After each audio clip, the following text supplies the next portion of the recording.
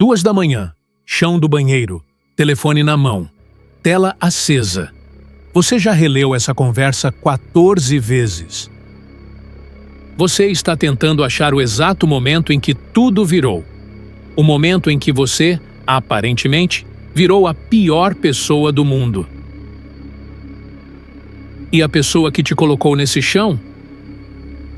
Dormindo, como se nada tivesse acontecido. Porque para ela, nada aconteceu. Se você já viveu isso, eu não estou falando de uma briga de casal, estou falando de anos inteiros da sua vida. Você precisa ouvir o que eu vou te dizer agora. Você não está louco. O que aconteceu com você tem nome, tem padrão, tem método.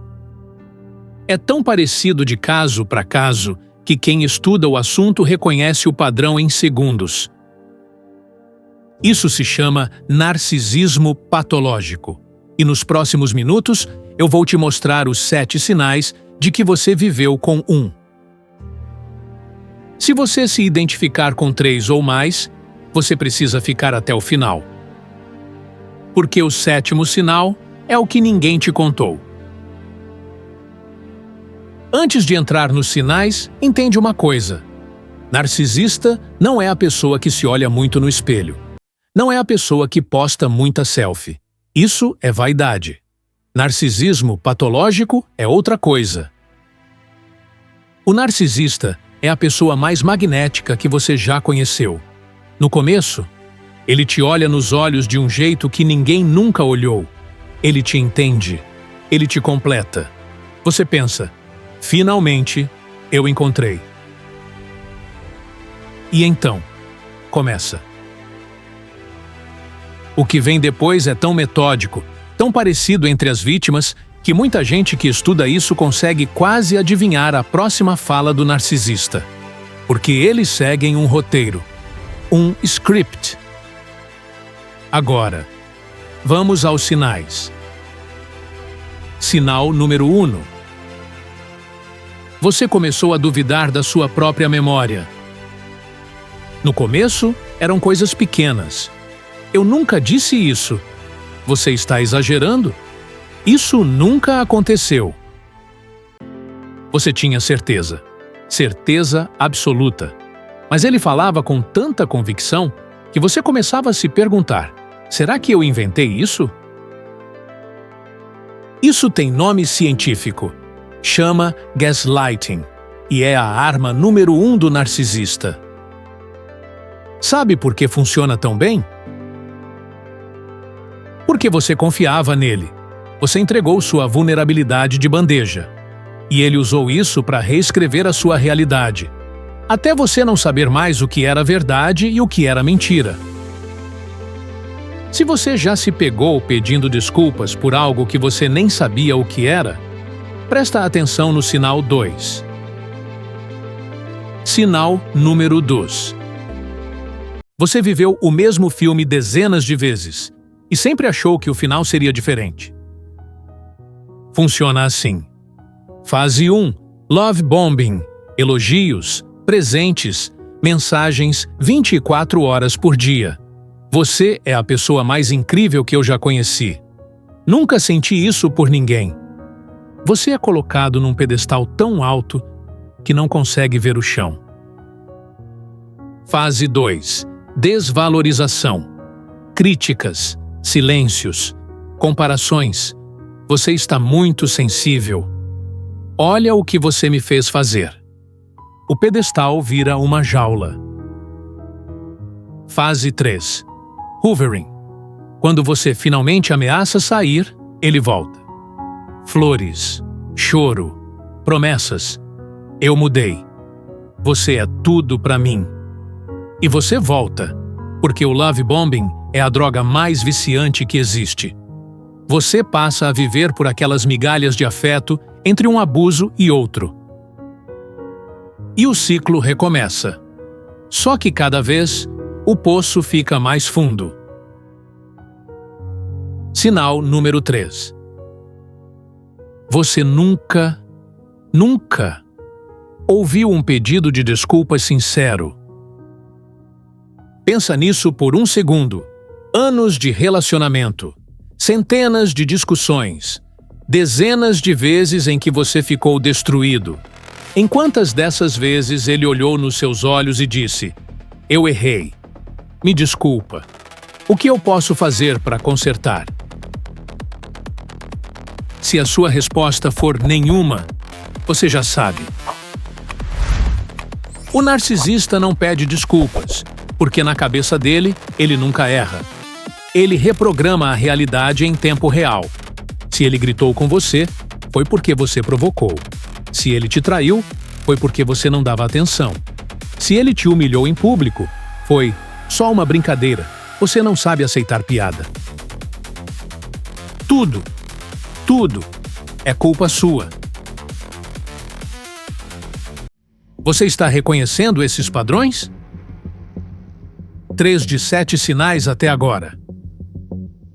Falta pouco para você chegar no sinal que ninguém fala. Mas antes, o sinal 4 é o que separa quem saiu no começo de quem ficou até ser destruído. Você parou de ver seus amigos. Não foi de uma vez, foi cirúrgico. Primeiro, comentários sutis. Aquele seu amigo? Não sei. Ele me olha estranho. Sua amiga fala mal de mim pelas costas. Sua família nunca me aceitou de verdade. Depois, as crises. Toda vez que você saía com alguém, tinha briga na volta. Toda vez que você mencionava sua família, tinha drama. Até que uma hora, você simplesmente parou. Porque o preço de ver as pessoas que você amava era alto demais. E quando você estava completamente sozinho, ele virou para você e disse: "Viu? Só eu que realmente me importo com você." Era isso. A armadilha estava fechada. Sem testemunhas, sem aliados, sem ninguém para dizer: "Isso não é normal. Sai daí." Sinal número 5. Em público, ele era a pessoa mais encantadora que você já conheceu. Todo mundo amava ele. Todo mundo dizia que você tinha sorte, que ele era um anjo, que você estava exagerando quando desabafava. E em casa? Em casa era outra pessoa. Frio, distante, desprezo no olhar, silêncios que duravam dias, ou o oposto. Gritos, ofensas, coisas que você não repetiria nem para o seu terapeuta. Essa dupla personalidade não é acidente, é estratégia. O narcisista cultiva sua reputação pública como um jardim. Porque ele sabe que, quando você finalmente contar para alguém o que acontece dentro de casa, ninguém vai acreditar. Mas ele é tão legal. Essa frase já destruiu mais vítimas do que o próprio abuso. Sinal número 6. Você media cada palavra antes de falar. Cada tom de voz. Cada expressão facial. Cada respiração. Você ensaiava mentalmente o que ia dizer antes de abrir a boca, porque uma palavra errada, uma entonação errada, um olhar errado. E o dia estava arruinado. Isso se chama hipervigilância. É um estado de alerta permanente. Seu sistema nervoso aprendeu que o perigo mora na pessoa que deveria te proteger. E agora, você não desliga mais. Mesmo depois que o relacionamento acabou. Mesmo meses, anos depois. Você ainda se pega andando em ovos com pessoas novas. Porque seu corpo aprendeu que o amor dói. E então, o sinal número 7. Lembra do chão do banheiro? 2 da manhã, 14 vezes a mesma conversa? Isso não foi o início da história, foi o meio. Porque o pior ainda não tinha chegado. Este é o sinal que ninguém te contou. Porque as pessoas falam sobre gaslighting, falam sobre love bombing, mas ninguém prepara você para o descarte. Um dia, simplesmente, acabou. Sem explicação, sem conversa, sem fechamento. Ele foi embora como se os últimos anos da sua vida não tivessem acontecido. Como se você fosse um objeto que ele usou e jogou fora. E o pior não é ele ter ido embora. O pior é que ele foi embora para outra pessoa. E você descobriu pelas redes sociais. Viu ele repetindo as mesmas frases, os mesmos elogios, a mesma fase de love bombing com outra vítima. Como se você nunca tivesse existido. Esse é o momento em que a maioria das pessoas quebra, porque parece que sua vida inteira foi uma mentira, porque parece que você não significou nada. Mas aqui está a verdade que você precisa ouvir. O que aconteceu com você não foi amor que deu errado. Foi um padrão. Um padrão documentado por décadas de psicologia clínica. Um padrão que se repetiu com a pessoa antes de você. E vai se repetir com a pessoa depois de você. Não é sobre você. Nunca foi. Não foi sua culpa. Você não está louco. Você foi vítima de um dos transtornos de personalidade mais estudados do mundo. E a sua capacidade de se sentir destruído agora é exatamente a prova de que você é humano. Porque o narcisista não sofre, ele passa para a próxima vítima. Você sofre, e é por isso que você vai se curar. A cura começa com uma coisa: nomear o que aconteceu. Saber o nome do monstro é o primeiro passo para ele perder o poder sobre você. Você acabou de fazer isso. Os 7 sinais que eu te mostrei são o mapa. Você já sabe ler o território agora. O próximo passo é buscar ajuda. Terapia especializada em trauma narcisista. Grupos de apoio. Pessoas que passaram exatamente pelo que você passou e saíram do outro lado. Porque o maior medo do narcisista não é ser odiado, é ser esquecido. É você seguir sua vida e nunca mais olhar para trás. Então faça isso.